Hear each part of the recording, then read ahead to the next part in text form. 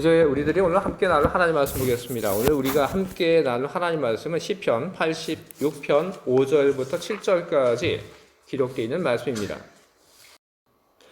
시편 86편 5절부터 7절입니다. 우리 오늘 나눌 말씀 우리 함께 읽겠습니다. 시작. 주는 선하사 사죄하기를 즐거워하시며 주께 시키는 자에게 인자심이 표하심이니라. 여호와여, 나의 기도에 귀를 기울이시고 내게 간구하는 소리를 들으소서. 나의 환난 날에 내가 주께 부르짖으리니 주께서 내게 응답하시리이다. 아멘. 기도하겠습니다. 하나님의 이름 아래 모인 우리들입니다. 한 마음으로 하나님을 힘써 예배하고 있습니다. 우리 중 그 누구의 마음도 하나님을 예배하는 그 일에 있어서 소홀해지지 않도록 거룩하신 성령이 우리 모두의 마음을 하나로 모아주시기를 기도합니다. 그래서 우리가 드리는 예배가 하나님이 정말 기뻐하시는 예배, 하나님이 사랑하는 그런 예배가 되기를 바랍니다. 하나님을 예배하는 우리들, 예배 중에 하나님의 말씀을 듣기를 이제 기다려오니 설교자를 통하여 하나님께서 오늘 우리들에게 주시고자 하신 그 말씀을 우리가 알게 하시옵소서. 주의 말씀을 듣고 그 말씀으로 힘을 얻게 하시고 그 말씀에 비추어 우리의 삶이 어떻게 나가고 있는지 보게 하시고 주의 말씀을 따라 사는 그런 우리의 삶이 되게 하시옵소서. 주의 말씀이 우리 안에서 크게 자라 선하고 아름다운 열매를 많이 맺음으로 그 열매로 말미암아 하나님께 영광 돌리고 우리 또한 그 열매의 기쁨을 누리게 하시옵소서. 예수 그리스도의 이름으로 기도합니다. 아멘.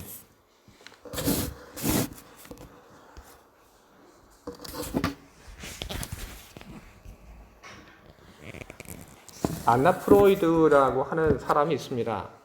우리가 잘 아는 프로이드, 바로 그 사람의 딸입니다. 그런데 이 안나 프로이드가 참 재밌는 말을 했습니다. 이야기하기를 삶은 대부분 불행하고 가끔 행복한 것이다. 그런 말을 남겼습니다. 어떤 사람들이 이 이야기를 듣고 많이 공감을 합니다. 근데 저는 그녀의 말을 그대로 저는 받아들이지 않습니다. 그녀의 말이 옳다고 생각하지 않습니다. 그리고 설령 삶이 대부분 불행하고 가끔 행복한 것이다 라고 하는 그 말이 옳다고 할지라도 저는 별로 상관이 없습니다. 저만 그런 것이 아니라 여러분들도 다 똑같다고 저는 그렇게 믿고 있습니다. 우리는 불행 가운데에서도 우리는 기뻐할 수 있는 그런 근거가 있는 사람들이기 때문에 삶이 대부분 불행하든 그렇지 않든 우리에게는 그다지 그것은 중요한 것이 아닙니다. 성경은 환난 속에서도 즐거움을 누리는 그 이야기를 우리들에게 이렇게 남겨주고 있습니다. 로마서 5장 3절에 기록되어 있는 말씀인데 우리가 환난 중에도 기뻐하노니 이는 환난은 인내는 연단은 소망을 이루는 줄 알미로다. 아멘. 환난이라고 하는 이 말은 근심 그리고 재난 이 모든 것을 다 통틀어서 이르는 말입니다. 우리들 살면서 만나는 여러 가지 근심이 있습니다. 그 근심을 두고 누군가는 가지가지 근심 그렇게 이야기를 합니다. 나에 대한 근심, 자녀에 대한 근심, 부모에 대한 근심, 그리고 또 경제적인 그 일들에 대한 근심. 우리는 참 많은 근심거리를 우리는 가지고 살고 있습니다. 또 근심거리만 우리들이 가지고 사는 것이 아니라 우리는 우리 밖에서 우리에게 미치는 우리는 재난을 우리는 경험을 합니다. 경제적인 재난, 그리고 사회적인 재난, 환경적인 재난, 그리고 전쟁으로 인한 그런 재난적인 상황을 우리는 경험을 합니다. 환난이라고 하는 것, 근심, 그리고 밖에서부터 우리에게 미치는 안 좋은 그런 불행한 사건들, 우리들 모두는 그것을 좋아하지 않습니다. 인간은 생리적으로 그런 것을 좋아하지 않습니다. 원하지 않습니다. 하지만 우리가 그것을 원하지 않지만 환난은 어느 날 도적같이 임합니다. 내가 바라지 않는 근심과 걱정 속에 사로잡히기도 하고, 그리고 나의 삶 밖에서 생겨난 어떤 불행한 일들이 나의 삶을 파고들고 나에게 안 좋은 영향을 미치게 됩니다. 그게 바로 성경이 이야기하고 있는 환난입니다. 우리는 그 속에서 우리는 버팁니다. 마치 우리가 감기에 걸렸을 때 그 감기에 저항하는 것처럼 환난을 만나게 되었을 때 우리는 거기에 대해서 버팁니다. 그러면 성경은 어떻게 되는지 우리들에게 이야기를 하고 있습니다.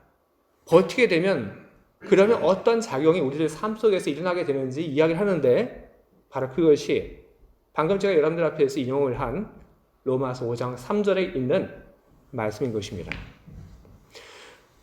환난에 대해서 우리가 버티면 그러면 인내를 갖게 되고, 그리고 그 인내는 연단은 소망을 우리에게 주게 될 것이다. 환난 속에서 지지 않고 버티는 그 사람의 그 정신과 마음이 성장하고 그리고 강해지게 될 것이라고 하는 이야기를 하고 있는 것입니다. 우리의 정신이 그리고 우리의 마음이 강해지고 그리고 더욱 성숙해지게 된다면 그러면 우리는 과거에 흔들렸던 그런 일들에 대해서 우리는 아무렇지도 않은 일로 넘길 수 있는 그런 힘과 능력을 우리는 갖게 될 것입니다. 그것은 마치 과거 우리가 아기였을 때 힘들고 어려웠던 그 일들이 어른이 되어서는 아무것도 아닌 것처럼 느껴지는 것과 똑같은 것입니다. 아이는 조그마한 장애가 있어도 그것을 보고 웁니다. 그리고 높은 계단을 봐도 올라가지 못하고 그것을 보면서 아이는 걱정을 합니다. 하지만 어른들은 그런 일들을 다시는 경험하지 않습니다. 우리의 정신 그리고 우리의 마음이 더욱 성장하고 그리고 더욱 강해지고 성숙하게 된다면 그러면 우리는 웬만한 일들로 인해서 우리는 흔들리지 않고 어떤 어려움이 근심이 우리를 찾아온다 할지라도 우리는 그 속에서 평화를 누리고 우리는 행복을 지키면서 우리는 살아갈 수가 있는 것입니다.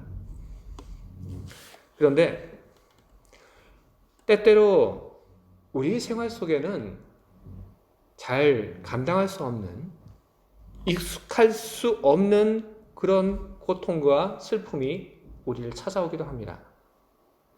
그 경우 역시 우리를 찾아온 그 익숙할 수 없는 그 고통과 감당할 수 없이 커다란 슬픔에 대해서 우리는 저항을 합니다. 하지만 너무나도 커다란 그런 장애이고 슬픔이기 때문에 그 일들에 저항을 하는 우리 영혼의 힘과 우리 마음의 힘은 아주 빠르게 소진되어 갑니다.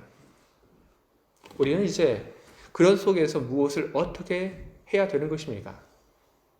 우리는 우리가 가지고 있는 그 영혼의 힘이 다하기 전에 우리 마음과 그리고 우리 그 정신의 그 힘이 다하기 전에 우리는 새로운 힘을 우리는 공급을 받아야 하는 것입니다.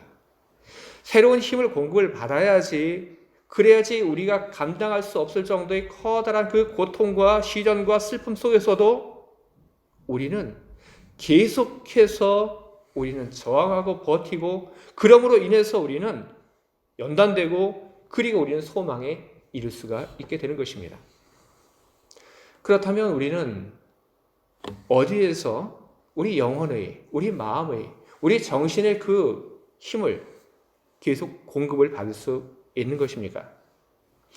그것은 바로 하나님에 대한 믿음, 바로 그 믿음에서 우리는 우리 영혼을 위한, 우리의 마음을 위한, 우리의 정신을 위한 힘을 우리는 공급받을 수 있습니다. 하나님에 대한 믿음, 그 믿음은 좀 더 구체적으로 이야기를 하면 선하신 하나님에 대한 믿음인 것입니다. 하나님은 선하시다. 바로 그것을 믿는 믿음이 오늘 우리를 하나님의 넘치는 그 힘을 받을 수 있는 그런 그릇을 마련하게끔 만들어가는 것입니다. 우리가 선하신 하나님을 믿게 된다면 그러면 우리는 어떻게 우리는 행동을 할까요? 우리가 선하신 하나님을 믿게 될 때, 그리고 그 하나님을 믿는 중에 우리들이 너무나도 큰 고통과 감당할 수 없는 슬픔을 만나게 된다고 한다면 우리는 하나님을 의지하고 기대는 그 마음속에서 우리는 하나님 앞에 기도로 나가게 될 것입니다. 그리고 우리는 하나님께 나의 그 처지를 아뢰고 그리고 하나님의 도움을 청하게 될 것입니다. 바로 그것이 하나님에 대한 믿음을 가지고 있는 사람이 행동하는 그런 행동인 것입니다. 때로 하나님 앞에 나의 그 처지를 아뢰고 그리고 하나님의 도움을 구하였지만, 그러나 내가 기대했던 대로 하나님의 응답이 오지 않을 수도 있습니다. 하지만 선하신 하나님을 믿는 그 사람은 그때에도 절망하지 않습니다. 하나님은 선하시기 때문에 하나님께서는 나의 이 처지를 알고 하나님께서 나에게 선하게 대답하실 것이라고 하는 것을 믿고 기다리게 될 것입니다. 오늘 우리는 첫 번째 아드벤트를 보내고 있습니다. 첫 번째 아드벤트를 통해서 우리가 기억을 해야 하는 것은 바로 예수님에 대한 이야기입니다. 예수님께서 이 세상에 오신 그 이야기를 오늘 우리는 합니다. 예수님께서 오신 그 이야기를 하는 첫 번째 아드벤트. 이 아드벤트는 오늘 우리들에게 선하신 하나님을 믿고 기다리는 것은 그것은 헛된 것이 아니다라고 하는 그런 메시지를 우리들에게 전해주고 있습니다. 인간이 창세기를 보게 되면 범죄를 하였습니다. 그래서 죄가 세상에 들어오게 되었습니다. 그리고 그 죄를 보신 하나님, 죄가 세상 속에 들어오게 한 인간을 에덴의 동산에서 추방하셨습니다. 인간은 하나님 앞에서 죄를 지었고 그리고 그 죄에 대한 벌을 받게 됩니다. 그런데 하나님께서는 인간을 죄로부터 구원하기 위하여 메시아를 보낼 계획을 세우셨습니다. 왜인가요? 인간이 죄를 지었고 그 죄에 대한 합당한 벌을 받고 있는데, 그런데 왜 하나님께서는 죄 가운데 있는 인간을 구원하기 위하여 메시아를 보낼 계획을 세우신 것입니까? 그 대답은 너무나도 분명합니다. 그것은 하나님이 선하시기 때문에 그런 것입니다.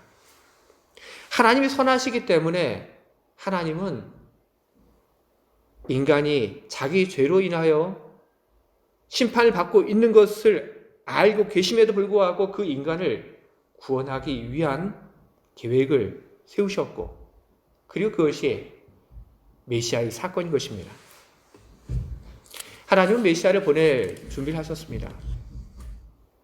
그리고 갈라디아서 4장 4절을 보면 때가 참에 하나님이 그 아들을 보내사 여자에게서 나게 하시고 율법 아래에 나게 하신 것은, 이런 말씀이 기록되어 있습니다. 하나님이 메시아를 보내신 이 사건, 우리는 이 사건 속에서 하나님의 선하심 이외에 우리는 아주 중요한 두 가지 포인트를 우리는 간과해서는 안 됩니다. 하나님의 선하심 이외에 중요한 두 가지 포인트가 무엇이냐 하면 하나는 하나님의 지혜이고 그리고 또 하나는 하나님의 때입니다. 인간을 구원하기 위하여 하나님께서 방법을 찾으셨을 때 그때 찾으신 그 방법이 메시아를 보내는 것이었습니다. 바로 그 일은 하나님의 그 지혜 속에서 나온 일들입니다. 성경은 이야기를 합니다. 그리스도는 하나님의 지혜이다. 왜 그리스도를 하나님의 지혜라고 이야기를 하고 있는가? 여기에도 역시 두 가지 이유가 있습니다. 그리스도가 하나님의 지혜라고 하는 것은 하나님의 정의와 사랑, 이 둘 가운데서도 그 어느 것도 포기하지 않은 채 하나님께서 인간을 구원해 내는 바로 그 길을 찾으셨기 때문에 그런 것입니다. 죄를 지은 인간에 대한 무조건적인 용서는 하나님의 정의를 손상시킵니다. 하나님께서 그렇다고 해서 정의를 관철시키기 위해서 인간에 대한 사랑을 포기할 수도 없는 것입니다. 정의와 사랑, 그 어느 것도 포기하지 않고 인간을 구원해낼 수 있는 길, 바로 그것이 메시아의 사건입니다. 예수님께서 우리 죄를 대신하여 십자가에 달려 죽으심으로 하나님은 하나님의 정의도 잃어버리지 않고 그리고 인간에 대한 사랑을 하나님께서는 이루셨습니다. 바로 그렇기 때문에 예수 그리스도 그분은 하나님의 지혜라고 이야기를 하는 것입니다. 예수 그리스도를 하나님의 지혜라고 이야기하는 두 번째 이유가 있습니다. 그것은 지식으로 혹은 노력으로 그렇게 해서는 절대로 하나님을 알 수 없도록 하나님께서 하셨기 때문에 그런 것입니다. 사람이 지식을 많이 갖고 아니면 사람이 지혜로워지고 아니면 어떻게 노력을 해서 하나님을 알게 된다면 그렇다면 인간은 교만하게 될 것입니다. 하지만 하나님께서는 하나님을 아는 데 있어서 사람의 지혜, 지식 아니면 사람이 어떤 그 노력을 함으로 하나님을 아는 그 지경에 다다르지 못하도록 그렇게 하셨습니다. 다만 하나님께서는 믿음으로만 사람이 하나님을 알 수 있게끔 그렇게 하신 것입니다. 그래서 성경을 보게 되면 바울이 이야기를 합니다. 너희 사람들아, 너희가 하나님을 알았다. 그런데 너희 중에는 지혜 있는 사람이 없다. 그는 그렇게 이야기를 합니다. 지혜를 갖고 있지 못한 사람들이 믿음으로 예수를 믿었고 그리고 믿음으로 예수를 믿음으로 그 사람들이 하나님을 알게 되었습니다. 그렇기 때문에 믿음으로 하나님을 알게 된 사람들은 아무것도 자랑할 것이 없습니다. 겸손할 뿐입니다.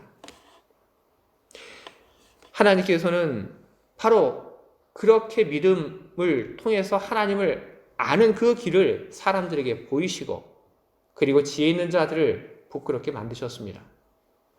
하나님은 지금도 그렇습니다. 하나님은 우리들에게 어떤 높은 지식을 가져야지 하나님을 알 수 있게 그렇게 만들지 않으셨습니다. 우리가 어떤 고행을 한다거나 아니면 우리가 어떤 노력을 해야지 그래야지 하나님을 알 수 있게끔 그렇게 만들지 않으셨습니다. 하나님은 우리가 예수 그리스도를 믿음으로 우리가 하나님을 알 수 있게끔 그렇게 만드셨습니다. 예수 그리스도를 믿는 사람은 하나님을 알게 됩니다. 지혜가 아닌 믿음으로만 하나님을 알 수 있게끔 하신 하나님. 바로 그렇기 때문에 성경은 예수 그리스도가 하나님의 지혜라고 이야기를 하고 있는 것입니다. 하나님의 지혜에 대한 그 놀라움을 바울은 이야기를 합니다. 하나님의 어리석음이 사람보다 지혜롭다. 그는 그렇게 이야기를 합니다. 구원 사건 속에서 또 한 가지 주목할 것은 때가 참회라고 하는 말입니다. 때가 참회. 어떤 말입니까? 사람은 보통 때를 기다립니다. 어떤 일들이 일어나기, 무엇을 하기 위한 그런 때를 사람은 기다립니다. 그리고 아주 드물게 사람은 자기가 어떤 때를 만들기도 합니다. 성경을 보게 되면 야곱이 자기 형에게 팥죽을 팔고 장자권을 받은 일이 있습니다. 이것은 어떤 일이냐 하면 야곱이 스스로 때를 만들려고 했던 것입니다. 하나님께서 정한 때가 있습니다. 그 때를 야곱이 기다려야 하는데 야곱은 그 때를 기다리지 않았습니다. 오히려 야곱은 자기 스스로 때를 만들려고 했던 것입니다. 사람은 때를 만들려고 하는데 그런데 그것이 잘 안 됩니다. 근데 하나님에게 있어서 때라고 하는 그것은 여러분, 그것은 상황이 나아지기를 기다리는 것이 아닙니다. 하나님은 어떤 때가 오기를 하나님은 기다리지 않습니다. 어떤 상황이 바뀌어서 하나님이 하시고자 하시는 그런 일들이 이제는 가능할 거라고 하는 그런 때를 하나님은 기다리지 않습니다. 하나님은 때를 기다리지 않고 하나님은 때를 만드시는 그런 분이십니다. 출애굽 사건 때에도 역시 그랬습니다. 하나님은 하나님의 백성을 이집트 땅에서 내보내기 위한 그 때를 하나님은 기다리지 않고 그 때를 만드셨습니다. 하나님은 모세를 훈련시키셨고 그리고 하나님께서는 10번의 그 기적으로 이스라엘 백성이 이집트에서 출발할 그 때를 만드셨습니다. 메시아의 사건도 그렇습니다. 메시아가 올 그 때를 하나님은 기다리지 않으셨습니다. 하나님은 그 때를 만드셨습니다. 하나하나 우리 눈에 보이지 않는 그 시간들이 바로 하나님께서 메시아를 보낼 그 때를 만드신 시간들인 것입니다. 세례 요한 그가 왔던 그 일조차 불필요한 일이 아닙니다.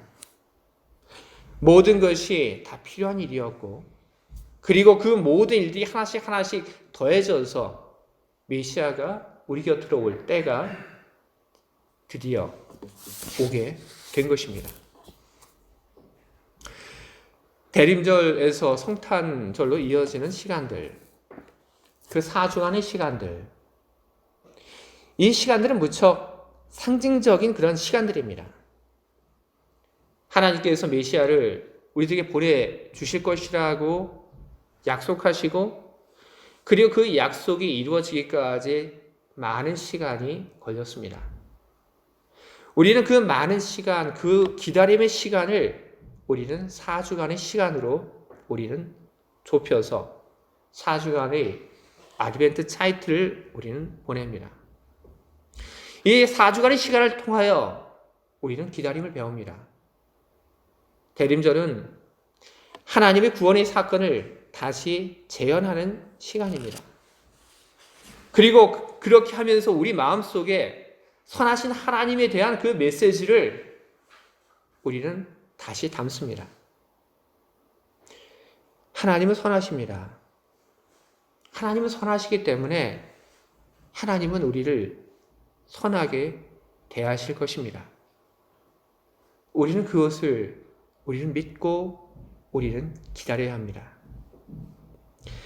대림절에서 우리는 선하신 하나님, 그 선하신 하나님을 믿고 기다리는 것을 우리는 배워야지, 그래야지 우리는 우리 삶을 살면서 우리는 늘 기쁘고 평화를 누리며 우리는 살 수 있는 것입니다. 삶이 힘들고 그리고 어려울지도 모릅니다. 하지만 삶이 힘들고 어려울지라도 여러분 기억하시기 바랍니다. 나의 하나님은 선하시다. 여러분 그것을 기억하시기 바랍니다. 그 누구의 하나님이 아닌 바로 나의 하나님, 여러분의 하나님, 그분이 선하십니다. 나의 하나님은 선하시고 나의 하나님은 선하시기에 나의 하나님은 나를 선하게 대하십니다. 내가 무엇을 잘했기 때문에 그래서 나를 선하게 대하시는 것이 아닙니다. 하나님이 선하시기에 그래서 나를 선하게 대하시는 것입니다. 그것이 바로 우리의 기쁨이고 바로 그것이 우리가 어떤 일을 우리가 만난다 할지라도 우리가 희망을 가질 수 있는 이유인 것입니다.